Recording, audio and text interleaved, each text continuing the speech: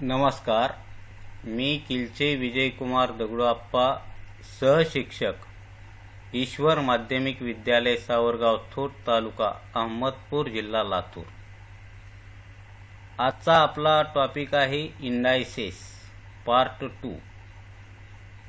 Part 1 मध्ये आपण घातांक ही संकल्पना काय आहे यावर चर्चा केलेली होती. या व्हिडिओमध्ये आपण रूल्स ऑफ इंडायसेस और लॉज ऑफ इंडायसेस, घातांकाचे नियम कसे असतात किंवा ते कसे आपण तयार होतात यावर चर्चा या ठिकाणी करणार आहोत. तर लॉज ऑफ इंडायसेस मध्ये पहिला लॉ कसा तयार होतो किंवा पहिला रूल कसा तयार होतो, तर या ठिकाणी पहा, multiplication of indices with same base. जर दिलेल्या संख्येमध्ये बेस सेम असेल, पाया समान असेल, तेव्हा आपण काय करतो, एक एक्झाम्पल या ठिकाणी घ्या. 2⁴ × 2�3. या उदाहरणामध्ये बेस सेम आहे आणि मल्टिप्लिकेशन आहे.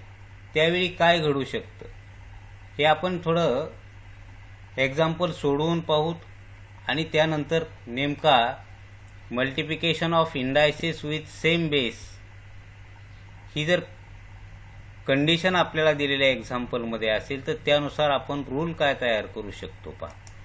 आता याला आपण लिहू शकतो 2 × 2 4 times, also in 3 times. How many times? 7 times. Therefore 2⁴ × 2⁴ is equal to 2⁴ plus 3 is equal to 2⁷. आता याच्यावरून आपण काय सांगू शकतोय पहा, की समजा सेकंड एक्झाम्पल आपण आणखीन एक घेतलं. समजा आपल्या लक्षात एवढ्यावरून जर रूल लक्षात येत नसेल तर -3⁵ × -3 आणि याला जर सिम्प्लिफाय केलं तर -3 × -3 इंटू -3 × -3 आपणाला माहिती आहे हा इंडेक्स फॉर्म मल्टिप्लिकेशन फॉर्ममध्ये कसा लिहायचा आहे. त्या पद्धतीनं आपण दोन्हीही पदाचे या ठिकाणी काय केलेले आहेत, मल्टिप्लिकेशन फॉर्ममध्ये लिहिलेलं आहे. मग याला आपण पुन्हा मल्टिप्लिकेशन फॉर्ममधून कुठं नेऊ, इंडेक्स फॉर्ममध्ये नेऊ. मग याला लिहिता येईल -3⁵. म्हणजे ज्यावेळी घातांक इथं 2 होतात, 3 होतात, त्यावेळी त्याची ॲडिशन झाली आणि घातांक 5 मिळाला आपल्याला. Therefore -3⁵ or -3² × -3³ is equal to -3⁵ plus 3 is equal to -3⁵. तर यावरून आपण कोणता नियम तयार करू शकतो, तर या ठिकाणी पहा, if a is a rational number and m and n are positive integers, then a⁻m into a⁻n is equal to a⁻m plus n. पहा, जेव्हा पाया समान असेल, गुणाकार असेल, त्यावेळी घातांकाची काय करा, बेरीज करा. हा आपला पहिला नियम आहे, लक्षात ठेवा. त्यानंतर division of indices with the same base. ज्यावेळी बेस सेम असतो आणि डिव्हिजन असते त्यावेळी काय घडू शकतं, या ठिकाणी 1-2 एक्झाम्पल घेऊन पाहूत आपण. ही 3⁵ divided by 3⁵ or cube. What happens here? Simplify this. We get 3 × 3 × 3 × 3 × 3 divided by 3 × 3 × 3. हे असं लिहू शकतो, हे माहिती आहे आपणाला. त्यानंतर यालाच आपण जर सिम्प्लिफाय केलं तर 3² 3 हे कॅन्सल होऊन जातील आणि न्यूमरेटरमध्ये 3 × 3 एवढं राहील आणि त्याला आपण लिहू शकतो 3². मग या ठिकाणी नेमकी कोणती क्रिया केली असता आपणाला डायरेक्टली 2 मिळू शकतं हे या ठिकाणी पाहूत. Therefore 3⁵ divided by 3⁵ is equal to 3⁵ - 3. ज्या पद्धतीनं मल्टिप्लिकेशन सेम बेसवर मल्टिप्लिकेशन व्हायला लागलेलं होतं, त्याच पद्धतीनं या ठिकाणी सेम बेसवर काय व्हायला लागली, डिव्हिजन हे ऑपरेशन. त्यावेळी या ठिकाणी इंडेक्सचं ॲडिशन न होता इंडेक्सचं काय झालेलं आहे, सबट्रॅक्शन झालेलं आहे. मग हे डायरेक्टली आपण सांगू शकतो. दुसऱ्या एक्झाम्पलमध्ये पहा, 5�7 डिवायडेड बाय 5�3. हे जर आपण घेतलं तर याला कसं लिहूत आपण, 5 × 5 7 टाइम्स डिवायडेड बाय 5 × 5 3 टाइम्स. मग आता याला सिम्प्लिफाय केलं तर 5⁴ मिळेल. Therefore 5�7 divided by 5�3 is equal to 5�7 - 3. आता या दोन एक्झाम्पलवरून आपण काय लॉ तयार करू शकतो किंवा काय नियम तयार करू शकतो हे पहा. If a is non zero rational number, m and n are positive integers and m is greater than n, then a raised to m divided by a raised to n is equal to a raised to m minus n. आता या ठिकाणी ज्या काही condition दिल्यात, ह्या primary लेवलवर आपणाला m greater than n असावं असं दिलेलं आहे. परंतु पुढे गेल्यानंतर आपणाला m हा ग्रेटर असेल, m हा लेस असेल, लेस दॅन n असेल, त्यावेळी काय करावं हे सुद्धा पाहता येईल, काही अडचण येणार नाही, हे लक्षात ठेवा. फक्त सेम बेस असेल, डिव्हिजन असेल तर इंडेक्सचं काय होतं, सबट्रॅक्शन होतं, हे या ठिकाणी लक्षात ठेवा. a raised to m divided by a raised to n is equal to a raised to m minus n. हा सेकंड रूल लक्षात ठेवत चला. सेम बेसवर मल्टिप्लिकेशन असताना काय झालं, सेम बेसवर डिव्हिजन असताना काय व्हायला लागले. आता त्यानंतर आपण the meaning of a raise to 0, ज्यावेळी एखाद्या संख्येचा घातांक 0 येतो त्यावेळी नेमकं काय घडेल. आता या ठिकाणी पहा, if a is not equal to 0 then a raise to m divided by a raise to m is equal to 1. A ची किंमत 0 नसताना ए भागिले m, a raise to m divided by a raise to m याची किंमत आपणाला किती मिळणार आहे, 1 मिळणार आहे. आता याला थोडा आपण a raise to m divided by a raise to m is equal to a raise to m minus m या आधीचा नियम या ठिकाणी वापरला. डिव्हिजन आहे, बेस सेम आहे.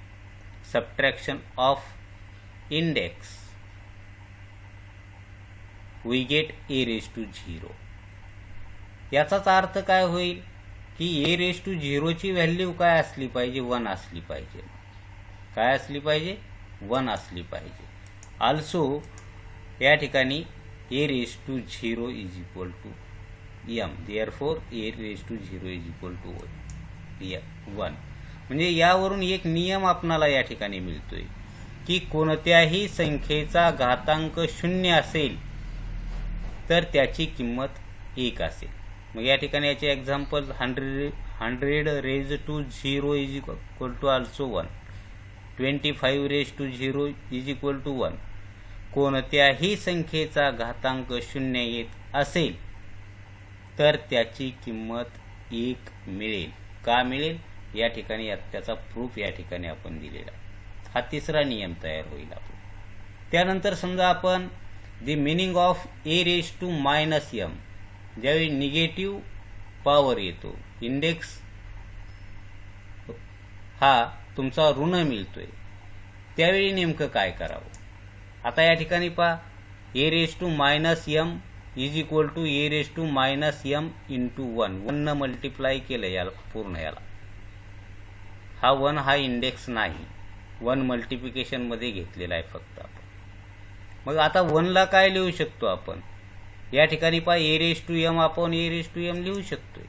मुद्दामच आपण समोरासमोर दाखवायला लागलो.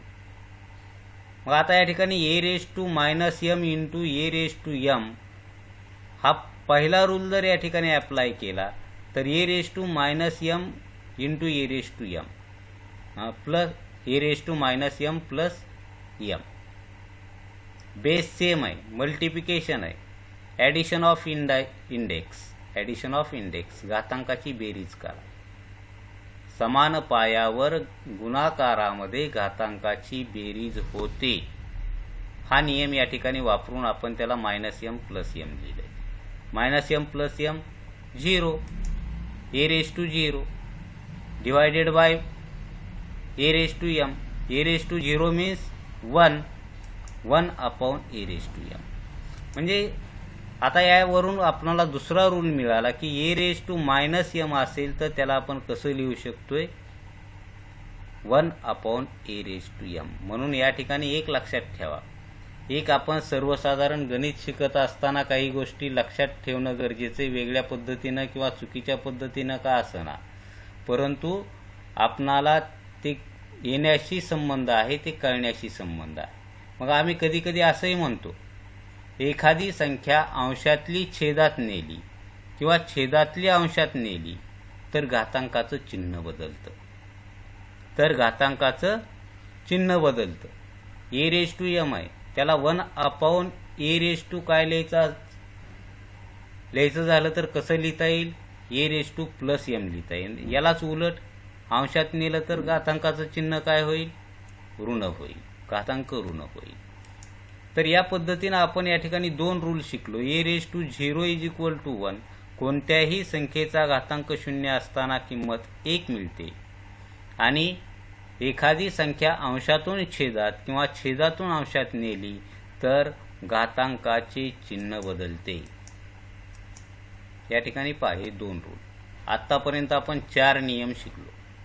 आता यानंतर पहा की a⁻−m = a⁻m. आता पूर्वी शिकलेल्या नियमावरून आणखीन काही नवीन नियम तयार करता येईल का, हे पहा. हे माहिती आहे आपणाला, a⁻−m = 1 अपॉन a⁻m. आता याला जर आपण a⁻−1 ला 1 अपॉन a असं लिहू शकतो. मग या नियमानुसार असं लिहू शकतो आपण. पहा, या ठिकाणी आपण यापूर्वी सांगितले एक घातांक लिहिण्याची आवश्यकता नाही, परंतु या ठिकाणी पॉवर हा आपला -1 आहे. -1 असेल तर तो इंडेक्स आपणाला लिहावा लागेल, हे लक्षात ठेवा. त्यानंतर यालाच कसं लिहिलं आपण की a⁻1 upon a = 1.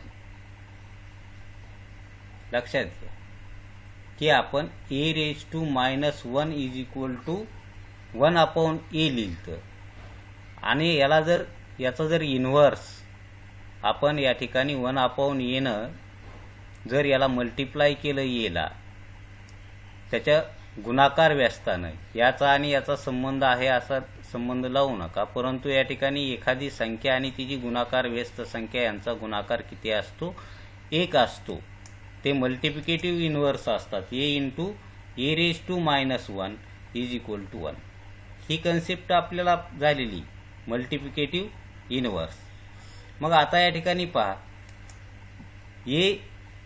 a⁻1 is the multiplicative inverse of a. याचा a⁻−1 हा काय असणारे गुणाकार व्यस्त असतो. आता या ठिकाणी वेगवेगळ्या कन्सेप्ट एकत्रित आणून आपण या ठिकाणी काय केलं पहा की if hence we get the rule, if a is not equal to 0, also b is not equal to 0 and m is positive integer, then a upon b raised to -m is equal to b upon a raised to m. या ठिकाणी पहा, a चा घातांक जर -1 असेल तर त्याला आपण 1 अपॉन a लिहू शकत होतो. मग आता a अपॉन b चा घातांक जर -m असेल तर a अपॉन b चा आपण या ठिकाणी काय घ्यावा, मल्टिप्लिकेटिव्ह इन्व्हर्स घ्यावा, आणि मल्टिप्लिकेटिव्ह इन्व्हर्स घेतल्यानंतर हे -m चे काय होतील, +m होतील.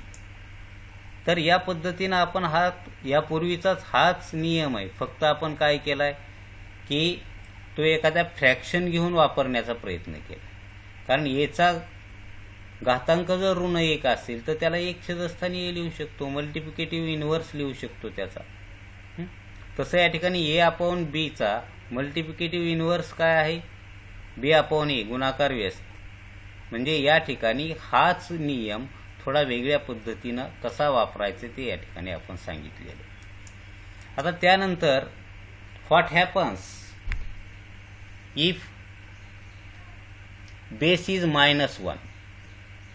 ज्यावेळी एखाद्या संख्येचा घातांक पाया ऋण 1 येतो त्यावेळी काय घडेल. या ठिकाणी 2 एक्झाम्पल पाहूत आपण. -1⁶, याला मल्टिप्लिकेशन फॉर्म मध्ये लिहूत त्याची व्हॅल्यू काढूत 1 मिळेल. आणि दुसरे एक्झाम्पल आहे -1⁵, याची व्हॅल्यू काढली तर -1 आली. आता एक लक्षात ठेवा की -1 चा पॉवर ज्यावेळी 6 होता त्यावेळी काय घडलं आणि 5 होता त्यावेळी काय घडलं, यावरून आपण काय नेमकं अनुमान काय काढू शकतो, काय कन्क्लुजन आहे आपलं. तर या ठिकाणी पहा की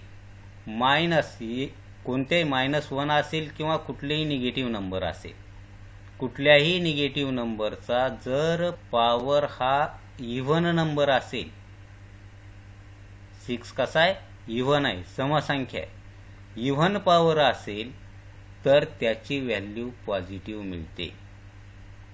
आणि ज्यावेळी एखाद्या निगेटिव्ह नंबरचा जर हा पॉवर ऑड नंबर असेल त्यावेळी त्याची व्हॅल्यू काय मिळणार आहे, ऑड मिळणार आहे. या ठिकाणी मी 1 साठी घेतलेले, तुम्ही 2 साठी घ्या, 3 साठी घ्या, काही अडचण येणार नाही. हा इथं बेस -1च घ्यावा असं नाही. फक्त मी काय सांगायलो की जेव्हा एखाद्या निगेटिव्ह नंबरचा पॉवर हा इव्हन येतो त्यावेळी त्याची व्हॅल्यू ही पॉझिटिव्ह येते, आणि ज्यावेळी एखाद्या निगेटिव्ह नंबरचा पॉवर हा ऑड येतो त्यावेळी त्याची व्हॅल्यू ही निगेटिव्ह येते. आता पॉझिटिव्ह नंबरमध्ये हे लक्षात ठेवायची गरज नाही. पॉझिटिव्ह नंबर बेस जर पॉझिटिव्ह असेल तर तुमची व्हॅल्यू ऑलवेज पॉझिटिव्ह असणार आहे, त्याचा विषय या ठिकाणी येणार नाही. म्हणून या ठिकाणी आपण सांगू शकतो if m is an even number then -1⁻m is equal to m, and if m is an odd number then -1⁻m is equal to -1. तर या पद्धतीनं आपण निगेटिव्ह संख्येचे घातांक ऑड आणि इव्हन असताना त्याच्या किमती कशा मिळतात. आता हे सरळ सरळ मल्टिप्लिकेशन मध्ये आपल्याला दाखवता येईल, काय अडचण येणार नाही, कारण या दोघाचा गुणाकार केला धन येतो, हा धन आलेला याच्यासोबत ऋण होईल, नंतर धन होईल, नंतर ऋण होईल. या पद्धतीनं जरी करत गेलो तरी आपल्या लक्षात येईल. परंतु हे आपण लक्षात ठेवा की घातांक हा सम असताना, इव्हन नंबर असताना व्हॅल्यू पॉझिटिव्ह मिळणार आहे, आणि घातांक ऑड असताना जसा बेस आहे बेस पॉझिटिव्ह असेल पॉझिटिव्ह मिळेल, बेस निगेटिव्ह असेल निगेटिव्ह मिळेल. कधी, ऑड असताना. तुमचा पॉवर ऑड असेल त्यावेळी. त्यानंतर the index of the product or quotient of two number. आता ज्यावेळी समजा एखाद्या 2 संख्यांचा गुणाकार आहे आणि गुणाकाराचा घातांक दिलेला आहे त्यावेळी काय घडू शकतं. हे नियम खूप सोपे आहेत, प्रोडक्ट आणि क्वोशंटसाठी काही खूप अवघड नियम नाहीत. तर याला आपण लिहू शकतो 2 × 3 हाऊ मेनी टाइम्स, 3 टाइम्स.